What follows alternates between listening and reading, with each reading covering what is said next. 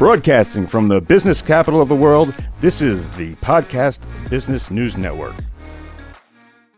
All right, everybody, we are back. And as I am joined by the one and only Danielle Anatra. Everybody knows what Danielle does, but in case they don't, first I'm going to welcome Danielle. Welcome back to the show. Thank you for having me. And for people that are new, why don't you let them in on this specialty and this awesome stuff that you're doing? Sure. So I'm a psychic, I'm a medium. I am a spiritual development teacher, so I help people with mindset and personal development. And I also help train psychics, train mediums, and train people to help use their intuition better. Got it. Now, you got a great topic for us today. You're going to teach us some tools to help with intuition, but let's start with, if you could just break down what, and Mr. Producer, can you give me a little in my headphones? Thanks, buddy. A little more if you could. Thank you. Oh, there we go. Thank you. If you could break down what intuition is, if you don't mind. Sure. So intuition is just tapping into that other realm and using something outside your physical thoughts, feelings, and emotions, and going within and just, well, how do you know that? I don't know how I know. I just know it's just, it's just a feeling. It's just, something you visualize, something that you hear. It's just using something outside of yourself to connect to information. And is it the same thing as, hey, this weekend I got the feeling that it's going to rain, or I got the feeling that the Giants are going to win, or I got this feeling that I should make the right onto this highway than the other highway. Is that all intuition? Mm-hmm. That's all your intuition. So, your intuition and your psychic abilities and your mediumship abilities are all a little different because it's like utilizing your intuition just differently. Okay, so in a broad sense, it's that gut feeling that we get. Yes. And, sometimes you're driving and you might feel like, oh, let me go this way, and you go that way. And now all of a sudden you're stuck in traffic, but it's like you don't know what would have happened if you went that way, the True. other way. Yeah. So it's just like, it's certain things that you just have to, you just have to trust, trust the process. I was driving once on a highway. I was going to the airport and I'm driving to JFK. So, you're going into the city or whatever. And, I'm going there and all of a sudden I'm in traffic. I'm in like bumper to bumper traffic, but I'm moving a little bit. Spirit like pushed my brake on me and made me stop and like come to a dead stop. And when I did, I was in the middle lane and I pressed my foot on the brake like really hard. And I'm like, why did I just do that? The second I did that, the car in the right lane, their tire flew off their car and missed my windshield by like a half Wow. inch. And then I jolted forward in my car and it ricocheted and it missed the back of my car. It ricocheted off the divider and it could have hit me twice Wow. and it didn't. And it didn't hit anybody. It just, That's but I incredible. noticed that all the cars like around me kind of stopped awkwardly before it happened. So it's just like, spirit's going to keep you safe. Yeah. It's like, why do I have to stop short? But then you do, and you're like, whoa, and something happens. But sometimes you don't always know why it happened, but you just have to trust that, this is happening. They're keeping you safe somehow. It's so true. I mean, I'm not going to bore you with a long story, but one time it just happened to do with putting ketchup, going back to the fast food restaurant, putting ketchup on my burger. And if I hadn't have done that, from the overpass, a truck came down. I had already, so if I wouldn't put ketchup on, that was going to be me right there. So this is a huge Wow. thing. Yeah, it just happens like sometimes spirit will just place you in the right place at the right time. Gotcha. And you really just have to trust that, even if it doesn't seem like anything. And, back to going the wrong way, it's like sometimes you go the wrong way, but you're like, maybe you were asking for more time by yourself. So they're trying to give you that, but you're in traffic, but they're trying to give you that time. So we always have to look at something as a lesson or maybe possibly something that you asked for. We just don't always get it the way we want it sometimes. Yeah, I got you. you know But excuse me, I love that you're gonna tell us about some tools that will help with our intuition. Let Yep. me let me So hand it these are off. Yeah, so these are some tools that could help your psychic and your mediumship your mediumship and delusion. I'm only going to go through a few because I know we're limited for time, and I might not even get to those because I'm long-winded. So the first one is psychometry. We went over psychometry a little bit. We touched on it in the past few weeks with the black beads that I talked about, and and stuff like that. So if you use psychometry to tap into things that things that you want to know about, if someone comes and they bring like any kind of personal effects, like a watch or a ring, or or something like that, that was somebody's, that you hold it and you can tap into the energy of the people who it was owned by, maybe where it was coming from. I was working with a student of mine once, and she's absolutely wonderful. And she was so good at psychometry. She would like, I had something, she would hold it, and the person who gave this to me got it from like a trunk sale in Connecticut. It was like one of those antique sales. And she picked up that it was from Connecticut. She found like, like all the stuff, like where it's been, where like, she's just telling the story of it. And it was so cool. And like and about like the person who gave it to me, about where they got it from. Like there's so much information there. All of our personal effects hold so much energy. um I had another exercise I do with boxes. So I'll have like a little box, and inside the box I color it. I put a certain color in there, and I put a certain word, and I close the box. And my students, they'll hold the box and they'll try to see what the color is and what the word is in the box. So that's something that they love that exercise, because even like if you put the word love in there, like I they was might guessing it see. was going to be love and it was going to be Oh, brown. look at you. Was it brown I love or I orange? love that. You're very intuitive. You are, every time we do a show, I feel like you always like pick up on something. You got the I'm last name listening of. intently. I'm I know, trying. look at But was that. it orange or brown What? inside the box? The color? I don't remember. Okay. I don't You can say remember. love. I would love to confirm that for you, but I don't remember. It said love But though. I still Nice. probably have the boxes because I reuse them. So I will check that and I'll let Okay. you know. Okay.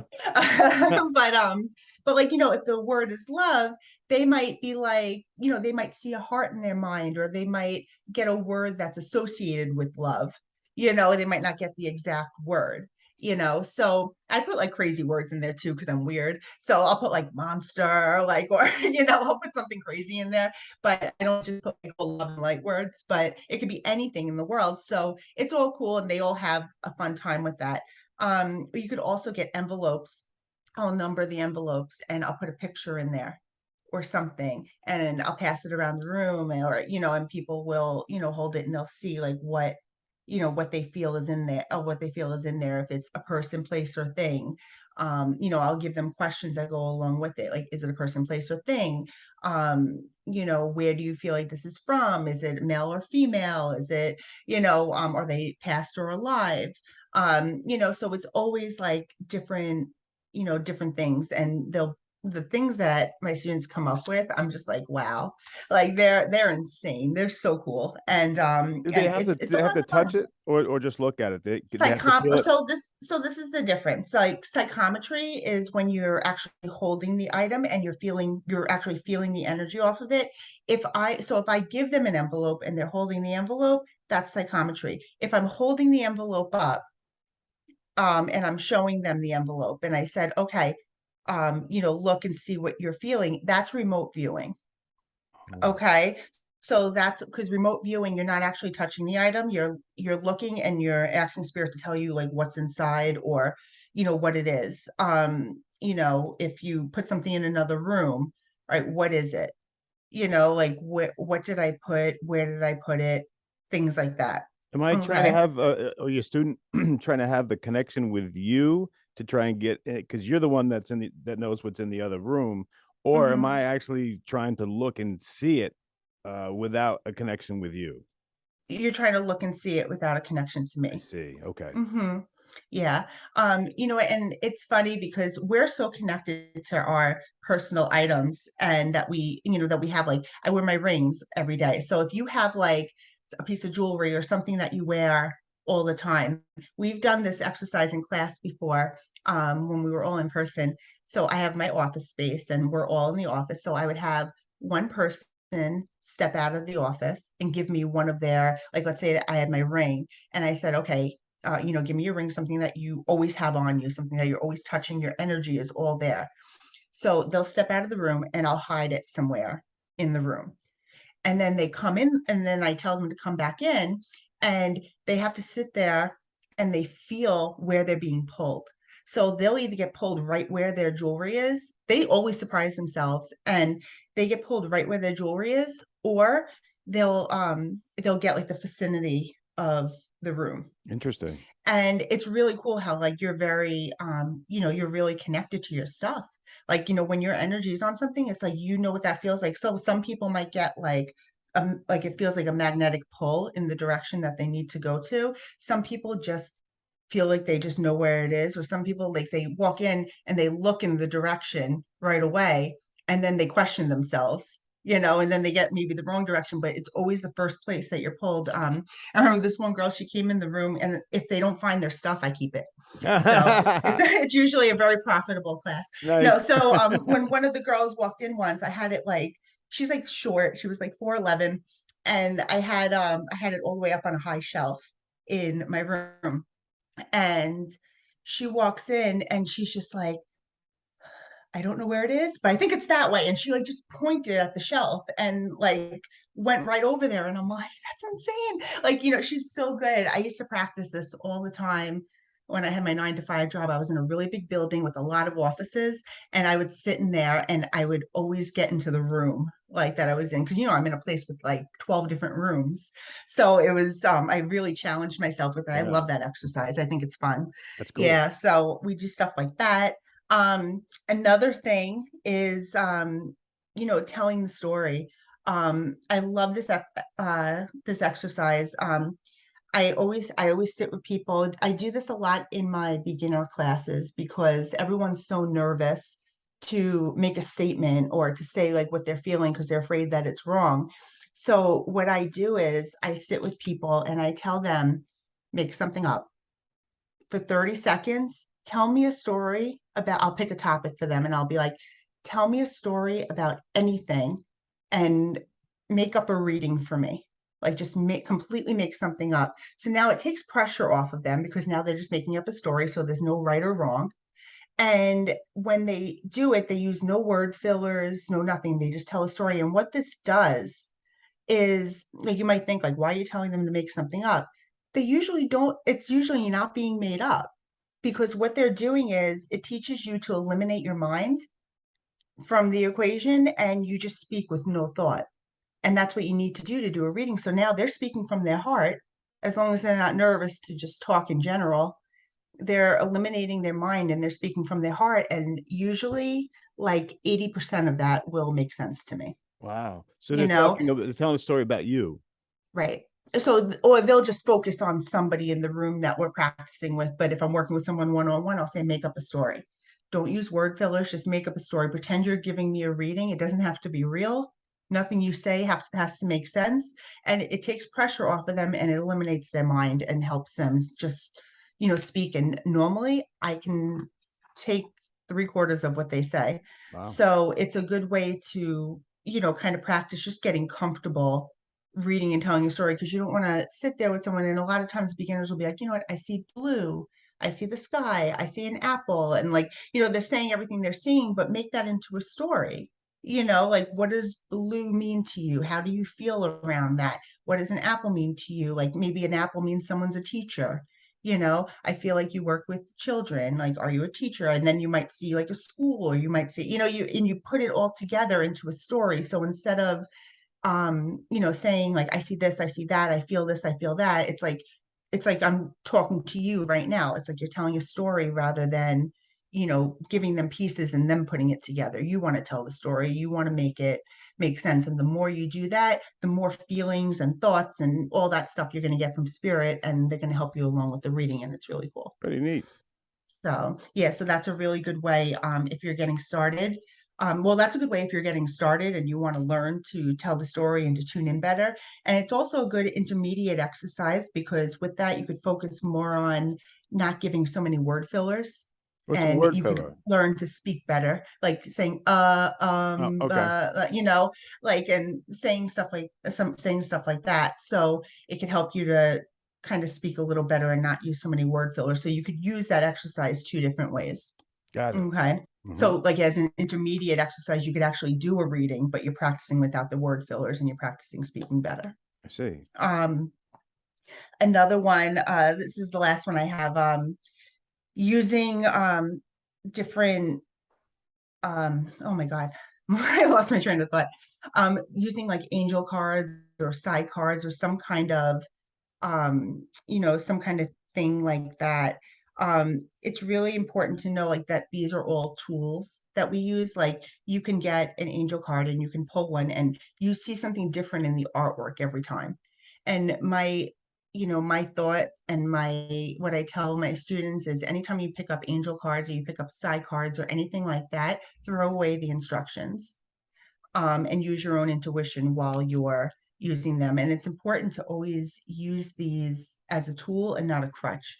Sometimes people get so reliant on the cards that they feel like they can't use their intuition in another way. So it's very important to not use it as a crutch and use it as just a tool to help you along. If you feel guided to pull a card or something like that, then use those cards. Or if you feel like you need it to help you while you're learning, just to build confidence. I think it's a good confidence builder, for people to like interpret cards rather than just kind of doing it blindly. Hmm. Sometimes people are nervous to just jump into it, even though we can. People get nervous to do that. And some people just are really drawn to the cards and they're really great readers, because sometimes the cards are what they are, but your intuition, putting your twist on it with your intuition it's a difference between a good reading and a great reading, Hmm. I you know. see. And tarot cards would be an exception because tarot cards there is real science of the instructions. So you do need the instructions, and it's something that's learned. So like each card means something. So you shouldn't throw away the instructions with tarot cards because each card means something, Right. but your intuition spin on it is going to make it a better reading Got it. because you can tap into it further. Hmm. Cool. And does it matter if there's like things like full moons or if we're in a retrograde or something, anything like that? Does that have any effect on your intuition? Um, you know what? Not on your intuition, but like a full moon will bring high energy. So they always say, like, oh, be careful of the full moon. Like, oh, it's a full moon. And, there's truth to that, but the full moon is going to amplify any energy that you already have. So if you're happy and you have a lot of energy, you're going to have extra energy. But if you're miserable and mad at the world, you're going to be more miserable and mad at the world. Got it. Like around a full moon, I feel like I have such high energy. And I feel like invincible around the full moon. I love the full moon. And I feel this not even knowing when it's a full moon or anything like that. If you're going to do like any specific, programs or events or something like that, I'm usually mindful around booking my events around the full moon. Because I think, if you want to have high energy for something, it doesn't help you get in tune more, but it does help you with, the energy aspect. Because if you're excited about something, you're going to have a really good experience with Yeah. it. You're going to be extra excited. So it's going to amplify any energy that is already within you. So it doesn't like make you happy or make you miserable. It just amplifies what's already there. So that's why it's so important to work on yourself. Mm-hmm. So that's with the full moon. Retrogrades, yeah. I feel like there is truth to retrograde, like Mercury retrogrades. That's like the learning planet. So that's the one that everyone's like, oh my God. Electronics to go wrong. They Yeah. say that you shouldn't book any trips, or like you could have a trip during the retrograde. I think it's a great time to go on vacation, but to book it before the retrograde starts. There is a lot of truth to it, but if you don't buy into it, and you won't be as affected by it as somebody who's like, oh God, it's retrograde. All right. So it's really just how you kind of feel about it, because Yeah, it's really just how you feel about it. Okay. You don't have to buy into it. So if someone's like, that's not true, blah blah blah, then it's not going to be true. But if there's something in you that's like, oh my God, this is going to happen if we don't if we don't do this, then it's going to happen, because you're setting that intention with spirit in your mind. So Got it it. just Got it. depends on how you feel about it. Okay. All right. Do you think that, when we're younger, we're a lot more innocent? So my question would be, when we're younger, is our intuition stronger, or after we live so many years, is our intuition stronger only because of we've been around and we know more, or does that get in the way of our intuition? What do you think? Well, when you're born, you're a clear channel. Like, you have nothing, no experiences or nothing like changing your mind or changing your intention. There's like, you don't know much about anything yet. And all you're doing is living in the moment, and you're not so cluttered, and your energy's not tainted by anything, any judgments or anything like that. They always say 2 to 7 is like the biggest like building years for children, like because that's when they're like a sponge and they're absorbing everything. So what your child experiences between 2 and 7, I feel like are the most important, crucial years. For you, that's where they get all the lessons that they're going to learn later in life or here Mhm. or whatever. So I do feel like you're just a completely clear, innocent channel when you're born until you're tainted by any kind of energy from outside things like your parents or your friends or family. But it's also part of our soul contract, the things that we experience and how we take things in. Um, we learn lessons throughout our life. And then as we get older, I think it varies person to person. Like if you're doing the personal development work and if you're doing and you're working on yourself and you're conscious and aware of the lessons that you're supposed to be learning and what you're, meant to be doing, you're going to react a lot different than someone who's completely unconscious and just kind of, showing up to life every day. So it varies person to person, but when you're born, you are just a clear and beautiful channel. I wish that we weren't so bogged down by things every day, so we could be as clear as we were when we were Yeah. born. I think, they always say the innocence of a child. I Right. mean, you know. Gotcha. Well, Danielle Anatra, always a pleasure to have you on. Let me give you the last word here. Anything that you want to get us to think about or leave us with, and then once again, tell us how to get a hold of you, please. Sure. So, my website, danielleanatra.com, holds everything for mentoring appointments and reading appointments. I'm going to be in New York in November. I just released the dates yesterday. It fills up very quickly. So if anyone is in the New York area and wants an in-person reading, you can go to my website and book a reading. You'll see in person, and you could book under there. Or if you're not in the New York area, there are Zoom appointments available. People always ask if there's like a big difference in energy. No, energy's energy. So it doesn't matter. The reading's not going to be different whether you're in person or on Zoom. People always wonder about that. And I'm also still doing my drawing for a free reading. The drawing is going to be on Halloween. So you could also find the free reading link on my website, and you could there's still time to enter. I have a lot of entries, so I'm really excited to do the drawing on Halloween. All right. Awesome. The one and only Danielle Anatra, thank you so much. And Thank can't wait to you. hear what you got to say next. All right. Be right back. Bye. Everybody stay right there.